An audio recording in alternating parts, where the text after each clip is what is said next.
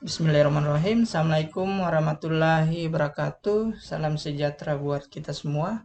Adik-adik mahasiswa yang saya cintai dan saya banggakan, kita kembali pada mata kuliah perencanaan pembangunan daerah dengan topik proses perencanaan partisipatif pada pembangunan daerah. Ya, proses perencanaan partisipatif dalam pembangunan daerah merupakan suatu pendekatan yang biasa kita lakukan hampir di setiap tahun. Nah, seperti apa? Musyawarah perencanaan pembangunan daerah salah satu tahapan dalam perencanaan partisipatif. Namun, sebelum masuk ke hal tersebut, kita harus memahami dulu apa itu perencanaan partisipatif. Dari pergeseran partisipatif, kita bisa melihat bahwa saat ini warga sudah menjadi suatu pelaku utama dalam perencanaan partisipatif. Masyarakat sendiri saat ini sudah harus menjadi objek pembangunan, bukan saja menjadi subjek pembangunan. Pada perencanaan partisipatif tidak hanya pada proyek, namun bagaimana mengimplementasikan berbagai macam kebijakan.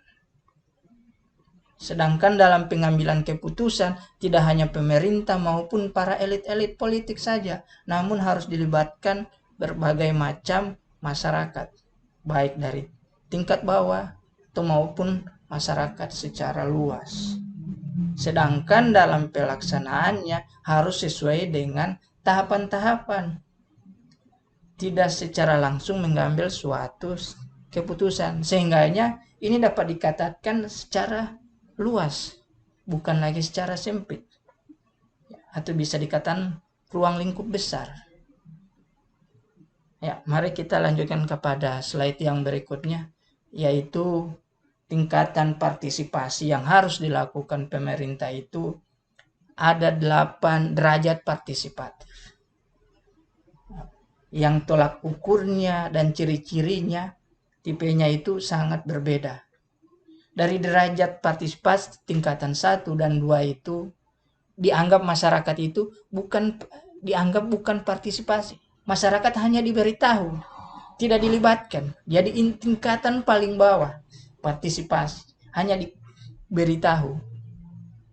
Sebagai contoh, mari kita ikut begini. Tidak diberikan berbagai macam undangan walaupun kegiatan itu berada. Ini tingkatan partisipasi yang paling rendah. Kemudian tingkatan yang partisipasi yang paling tinggi sedikit, yaitu informasi, konsultasi, dan peneramaan. Di sini kita secara langsung masyarakat mengidentifikasi. Diberikan kesempatan kepada masyarakat untuk mengidentifikasi.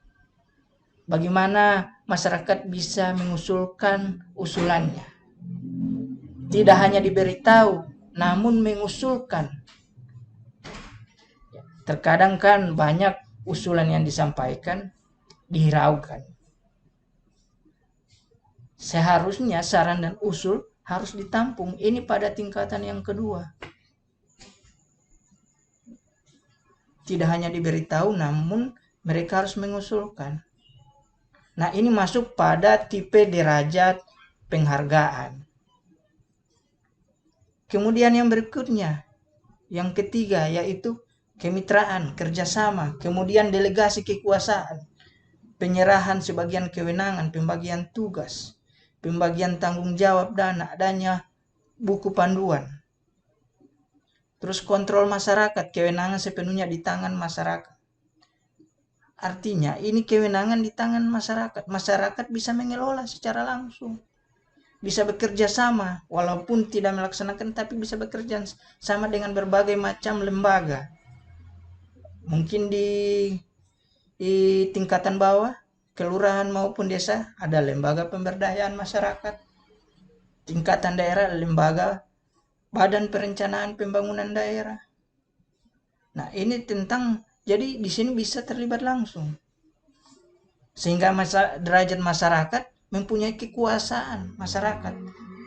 Antara masyarakat, pemerintah, dan para elit politik kedudukannya sama dalam menyusun berbagai macam program. Nah, ini ketika masuk pada tingkatan yang ketiga, dalam derajat partisipasi, kemitraan, delegasi kekuasaan, dan kontrol masyarakat. Nah, inilah yang harus kita lakukan. Kita bisa mengukurnya, tingkatan partisipasi itu yang ada di desa masing-masing itu seperti apa. Nah, sehingganya saya menggambarkan, inilah tingkatan partisipasi yang kita lihat. Apabila masyarakat belum dilibatkan secara terus-menerus, berarti ini baru tingkatan bawah. Apabila masyarakat sudah langsung terlibat langsung seperti dalam pembagian tugas dan tanggung jawab, bahkan mereka sendiri mempunyai buku panduan. Nah, ini baru dikatakan kekuasaan masyarakat bisa diandalkan. Tingkatan yang paling tinggi. Nah, inilah yang namanya perencanaan partisipatif. Dalam teknik-teknik pendekatan perencanaan partisipatif, tentu di sini ada mengumpulkan data, sumber-sumber informasi yang telah diterbitkan maupun belum disebarkan. Nah, informasi seperti apa? Isu-isu masalah-masalah apa yang kita sampaikan. Nah, ini harus kita sampaikan untuk dibagi setiap porsi program itu, baik dari infrastruktur, budaya, maupun sosial dan ekonomi. Tentu hal ini tidak saja kita menyusunnya, tapi melalui berbagai macam observasi. Observasi ini tentu kita harus cross-check di setiap masyarakat. Karena terkadang kita hanya menunggu berbagai macam informasi. Di sini butuh sebuah infrastruktur, di sana butuh sebuah kegiatan sosial dan lain-lain. Yang seharusnya kita melakukan berbagai observasi dengan berbagai macam teknik-teknik yang dilakukan. Nah, seperti di bawahnya ini, teknik wawancara secara tidak terstruktur. Nah, ini memang menjadi tugas dari lembaga pemberdayaan masyarakat ataupun tingkatan lembaga yang paling atas, Badan Perencanaan Pembangunan. Mereka bisa langsung turun untuk mewawancarai berbagai macam warga-warga masyarakat, walaupun tanpa prosedur tahapan perencanaan pembangunan melalui musrembang. Namun dengan turun langsung, mereka bisa melihat langsung atau bertanya-tanya langsung pada masyarakat, baik anak-anak, pemuda, masyarakat yang termarginalkan, masyarakat miskin. Nah, di sini akan mendapatkan data yang konkret terkait dengan persoalan program untuk menjadi pegangan ketika dalam perumusan rancangan kerja pemerintah daerah. Kemudian untuk mendapatkan informasi juga tentu kita tidak lepas dari namanya focus group discussion atau biasa disebut dengan FGD, diskusi kelompok terfokus. Di sini tentu kita akan mengundang berbagai macam stakeholder. Stakeholder itu siapa-siapa? Ya, pelaku pendidikan atau akademisi. Nah, ini sangat penting karena di sisi lain mereka mempunyai pemahaman-pemahaman tentang bagaimana mengembangkan itu daerah. Dari ahli lingkungan, ahli infrastruktur, ahli ekonomi, dan masih banyak lagi yang harus dilibatkan. Nah, ini untuk menghasilkan berbagai sumber informasi, untuk memperkuat berbagai data-data informasi yang menjadi acuan kita ketika pelaksanaan musyawarah perencanaan pembangunan daerah, bisa menjadi pedoman kita sebagai lembaga yang diberi tanggung jawab untuk mengelola usulan masyarakat untuk disampaikan pada forum kegiatan tersebut. Nah, inilah teknik-teknik pendekatan perencanaan partisipatif. Artinya pendekatan ini cenderung langsung melihat langsung kondisi masyarakat dan bertanya-tanya langsung ke masyarakat, atau biasa disebut dengan pendekatan akar rumput yang paling terbawah. Ya, seperti itu. Baik, kita masuk pada proses perencanaan pembangunan dengan pendekatan partisipatif. Nah, kita sering mendengar ada namanya musyawarah perencanaan pembangunan. Nah, musyawarah perencanaan pembangunan itu berbagai macam tahapannya. Nah, tahapannya itu tentu dari RT RW. Di kota-kota besar, RT dan RW-nya itu pasti dia berjalan baik. Ya. Jadi bisa melihat berbagai mana usulan-usulan yang masuk di tiap RT dan RW. Disinilah kita akan membaginya, mapping kebutuhan. Kita melihat kebutuhannya dalam bidang ekonominya apa, bidang sosialnya apa yang harus dibangun. Nah, ini yang harus dilakukan oleh ketua RT maupun ketua RW yang nantinya akan dibawa langsung pada musyawarah kelurahan atau musyawarah desa. Musyawarah kelurahan ini tentu banyak yang dilibatkan, termasuk dari aktor LPM, lembaga pemberdayaan masyarakat, yang secara langsung mengelola berbagai macam usulan-usulan yang ada di masyarakat. Bahkan mereka yang harus dapat menjembatani usulan-usulan dari masyarakat baik tingkat RT dan RW agar usulan ini mampu diserap dalam rencana kerja kelurahan. Walaupun di sini banyak perdebatan, namun musrembang kelurahan ini merupakan jalan yang terbaik untuk pengambilan keputusan sebuah program dalam tingkatan kelurahan yang nantinya akan diusulkan pada musrembang kecamatan. Musrembang kecamatan kita akan dihadapkan berbagai macam usulan. Ya, usulan-usulan itu akan direkap, akan dibagi prioritasnya. Dan pada musyawarah perencanaan pembangunan tingkat kecamatan akan dihadiri berbagai macam stakeholder, terutama perwakilan dari Badan Perencanaan Pembangunan daerah tersebut. Kemudian pada forum OPD, nah di sini akan membahas tentang program-program yang disampaikan masyarakat akan diselaraskan dengan program yang sudah dicanangkan oleh SKPD itu sendiri, yang nantinya akan dirancang pada rencana kerja pemerintah daerah. Setelah terbentuk rancangan tersebut, maka akan dibahas pada musrembang kabupaten kota.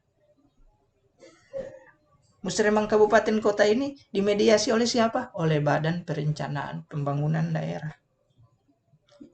Para pesertanya dari mana? Dari aktor politik. Siapa? Elit-elit politik. Para aktor birokrat diwakili oleh organisasi pemerintah daerah. Masyarakat yang dilibatkan dari tokoh-tokoh masyarakat. Dan dari pihak swasta. Disinilah akan dibahas. Kerap kali banyak masyarakat yang dilibatkan hanya menjadi sebuah tontonan saja. Yang lebih dominan adalah mereka dari para birokrat maupun politisi. Program-program mereka sampaikan terkadang membawa dalih untuk masyarakat. Namun, terkadang program yang mereka sampaikan bukan atas dasar hal tersebut. Bisa saja atas usulan dari kelompok-kelompok mereka sendiri, bahkan pribadinya mereka sendiri. Sehingganya sering terjadi praktek-praktek markup. APBD yang disediakan tentu sangat terbatas. Usulan yang masuk pasti banyak. Hanya saja kita melihat mana usulan-usulan yang dibutuhkan dengan usulan-usulan yang belum dibutuhkan. Banyak dikeluhkan oleh masyarakat tingkat bawah bahwa banyak mereka sudah menyampaikan usulannya. Kok hingga sekarang tidak pernah terserap dengan baik, bahkan tidak pernah mereka rasakan pembangunan itu yang sering dirasakan. Nah, inilah salah satu kelemahan dari proses perencanaan secara partisipatif. Oleh sebab itu, perlunya pendekatan-pendekatan lain agar kekuatan program yang dari masyarakat itu bisa tercapai. Mungkin melalui pendekatan bottom up, bahkan politik juga harus lebih diperkuat, teknokratis juga harus diperkuat. Apabila semuanya pendekatan kuat, maka akan menunjang proses perencanaan pembangunan secara partisipatif. Sehingganya apa yang kita inginkan, apa yang kita butuhkan di daerah, seperti program bisa terserap dengan baik, bisa terlaksana dengan baik, dan terimplementasikan kepada masyarakat. Dan bisa secara langsung masyarakat nikmati. Nah, itulah proses perencanaan secara partisipatif.